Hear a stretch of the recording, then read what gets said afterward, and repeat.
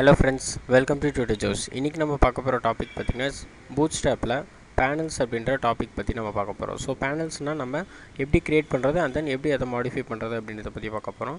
So first of all பார்த்திங்கன்னா நம்ம என்ன பண்ணியிருக்கோம்னா நம்மளோட வெல் நம்ம ரெடி பண்ணியிருக்கோம். ஸோ அந்த வெல்லை நான் என்ன பண்ணியிருக்கேன்னா நம்ம 2 காலம்ஸாக ஃபஸ்ட்டு டிவைட் பண்ணியிருக்கோம் and then 8 and then again 2. So நான் என்ன பண்ணுறேன்னா இந்த 8 காலம்ஸில் நம்ம இப்போ கோட் பண்ண போகிறோம். ஸோ இதில் தான் நம்ம என்ன பண்ண போகிறோம்னா நம்மளோட பேனல் நம்ம க்ரியேட் பண்ண போகிறோம்.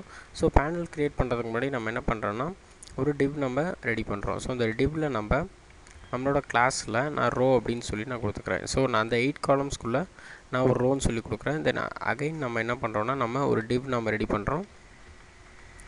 தென் அதோட கிளாஸில் நம்ம காலம் -md-12 அப்படின்னு சொல்லி நான் கொடுத்துக்கிறேன். ஸோ இந்த 12 நான் என்ன பண்ண போகிறேன்னா நான் 3 பார்ட்ஸாக நான் டிவைட் பண்ண போகிறேன். ஸோ 3 பார்ட்ஸாக எப்படி டிவைட் பண்ணலான்னா நம்ம 4 நம்ம டிவைட் பண்ணிக்கலாம். ஸோ நான் என்ன பண்ணேன்னா காலம் -md-4 அப்படின்னு சொல்லி நான் கொடுத்துக்கிறேன். தென் இதை நான் என்ன பண்ணுறேன்னா 3 காலம்ஸாக டிவைட் பண்ணிக்கிறேன். தென் நான் என்ன பண்ணுறேன்னா 4 காலம்ஸ் அப்படின்னு சொல்லி நான் டிஸ்பிளே பண்ணிக்கிறேன். ஸோ இப்போ நம்ம சேவ் பண்ணிவிட்டு நம்ம ரன் பண்ணி பார்த்தோன்னா நம்மளோட 4 காலம்ஸ் இங்கே டிஸ்பிளே ஆகிருக்கும். ஸோ நம்ம என்ன பண்ணியிருக்கோம்னா 4 காலம்ஸே நம்ம 4 காலம்ஸை நம்ம டிவைட் பண்ணியிருக்கோம். தென் இப்போ நம்ம என்ன பண்ண போகிறோம்னா ஒவ்வொரு 4 காலம்ஸ்லையும் நம்ம ஒவ்வொரு பேனல் நம்ம டிஸ்பிளே பண்ண போகிறோம். ஸோ ஃபஸ்ட் நான் என்ன பண்ணுறேன்னா நான் சென்டரில் டிஸ்பிளே பண்ணுறேன். ஸோ சென்டரில் டிஸ்பிளே பண்ணுறதுக்கு நம்ம என்ன பண்ணோம்னா ஃபஸ்ட்டு டிவ் அப்படின்றத நம்ம போட்டுக்கிறோம். தென் இதோட கிளாஸில் பேனல் அப்படின்னு சொல்லி நான் போட்டுக்கிறேன். ஸோ பேனல் நம்ம போட்டாச்சு. ஸோ சேவ் பண்ணிவிட்டு நம்ம ரெஃப்ரெஷ் பண்ணி பார்த்தோன்னா நமக்கு அந்த பேனலோட லேஅவுட் நமக்கு தெரியும். ஸோ இதில் நம்ம என்ன பண்ண போகிறோன்னா அந்த பேனலோட கலர் நம்ம கொடுக்க போகிறோம். ஸோ நான் என்ன பண்ணுறேன்னா பேனல் இன்ஃபோ அப்படின்றத நான் கொடுத்துக்கிறேன். ஸோ பேனல் இன்ஃபோ கொடுத்தாச்சு. தென் கலர் பார்த்திங்கன்னா நமக்கு இன்ஃபோவில் நமக்கு சேஞ்ச் ஆகிடும். தென் நெக்ஸ்ட் நம்ம என்ன பண்ணுறோன்னா பேனலோட ஹெட்டிங் நம்ம கொடுக்குறோம். ஸோ அதுக்காக நான் என்ன பண்ணுறேன்னா நான் டிவ் டேக் நான் யூஸ் பண்ணிக்கிறேன். ஸோ டிவ் டேக்கில் கிளாஸில் நம்ம என்ன பண்ணுறோன்னா ஹெட்டிங்னு சொல்லி நம்ம ரெப்ரசன்ட் பண்ணுறோம். பேனல் ஹெட்டிங் அப்படின்னு சொல்லி நான் கொடுத்துக்கிறேன். தென் ஹெட்டிங்கில் நம்ம என்ன கொடுக்குறோமோ அதை நம்ம கொடுத்துக்கலாம். ஸோ நான் என்ன பண்ணுறேன்னா நான் H3 டேக்கில் நான் என்ன பண்ணுறேன் நம்மளோட ஹெட்டிங் நான் கொடுக்குறேன்.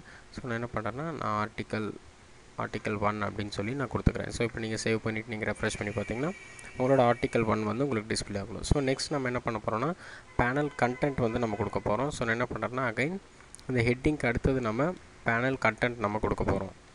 ஸோ இந்த எம்டி ஸ்பேசஸை நம்ம ரிமூவ் பண்ணிடலாம். தென் நான் என்ன பண்ணுறேன்னா பேனல் பாடி அப்படின்றத நான் கொடுத்துக்கிறேன். ஸோ டிவ்வில் class equal to panel body. So ஆக்சுவலாக பேனல் பாடியில் தான் நம்மளோட கண்டென்ட்டை நம்ம கொடுக்க போகிறோம். ஸோ நான் என்ன பண்ணுறேன்னா பேனல் பாடின்னு சொல்லி போட்டுக்கிறேன். தென் இதை க்ளோஸ் பண்ணிக்கலாம். ஸோ இப்போ நமக்கு டிவ் நமக்கு க்ளோஸ் ஆகிடுச்சு.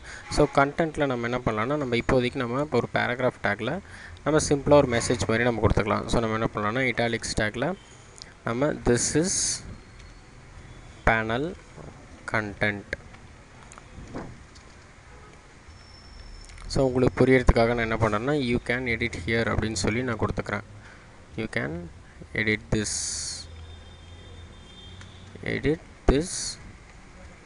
கண்டென்ட். ஸோ இப்போ நம்ம சேவ் பண்ணிவிட்டு நம்ம ரெஃப்ரெஷ் பண்ணோன்னா நம்மளோட கண்டென்ட் நமக்கு டிஸ்பிளே ஆகும். ஸோ நமக்கு ஏன் இந்த மாதிரி ரெட் கலரில் டிஸ்பிளே ஆகுதுன்னா நான் இட்டாலிக்ஸ் டேக்கு நான் வந்து கொடுத்துருக்கேன். ஸோ அதனால் நம்ம என்ன பண்ணலாம்னா இதை போல்டில் நம்ம டிஸ்பிளே பண்ணிக்கலாம்.